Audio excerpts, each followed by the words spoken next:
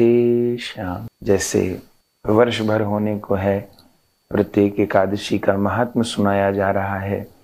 हर एकादशी का अपने आप में एक विशेष गुण है और विजया एकादशी का गुण यह है कि नाम से ही स्पष्ट है, यह एकादशी दुर्गुणों पर विजय कराने वाली है, दोषों पर विजय कराने वाली है। यह विजया एकादशी और महात्म की कथा तो अत्यंत ही रोचक है, अद्भुत है।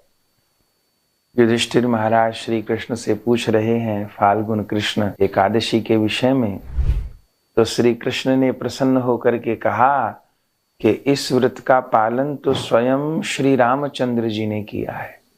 जबकि भक्त लोग एकादशी व्रत रखते हैं, भगवान नहीं रखते, लेकिन फाल्गुन कृष्ण एकादशी का व्रत भगवान श्री राम ने भी किया है।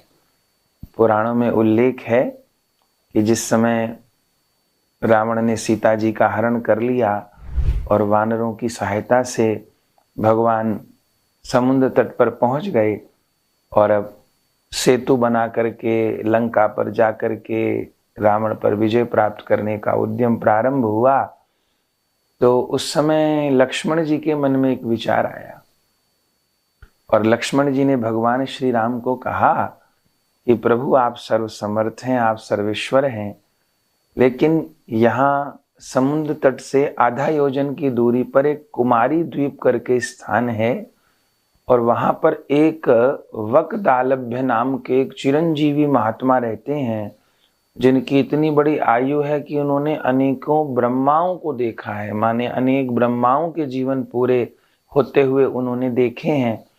तो क्यों ना उनसे जाकर के हम पूछें कि इस महाबलवान राक्षस रावण पर कैसे विजय होगी। हमारी तैयारी तो है, लेकिन वानरों की सेना है और रावण के बल की था नहीं है।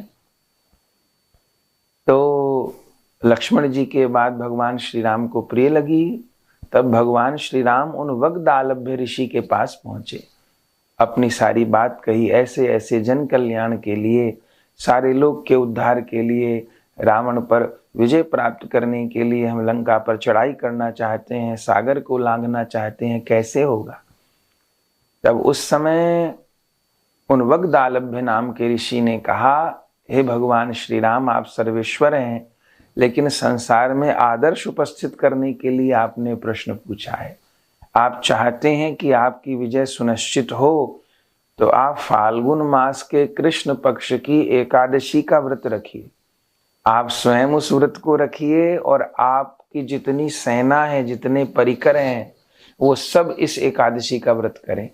यदि आपने फाल्गुन मास के कृष्ण पक्ष की इस विजया एकादशी का व्रत रखा और सारी सेना को रखवाया, तो अवश्य आपकी विजय होगी। तो श्री राम जी ने एकादशी महारानी का मान बढ़ाने के लिए और उन वगदालभ्य ऋषि के वचन का पालन करने के लिए स्वयं विजया एकादशी का व्रत किया। लक्ष्मण जी ने किया, जामवंत जी ने किया और पूरी वानर सेना ने किया। और परिणाम आप सब जानते ही हैं कि समुद्र के ऊपर सेतु बन गया और वंश सहित रावण का उद्धार हुआ। तो ये ऐसी एकादशी है कि भगवान श्री राम ने भी इस एकादशी व्रत का पालन किया और रावण पर विजय प्राप्त की। तो ये पौराणिक महात्म है। तो सभी लोग विजया एकादशी व्रत का पालन करें और प्रभु की कृपा प्राप्त करें। जय जय श्री राधेश।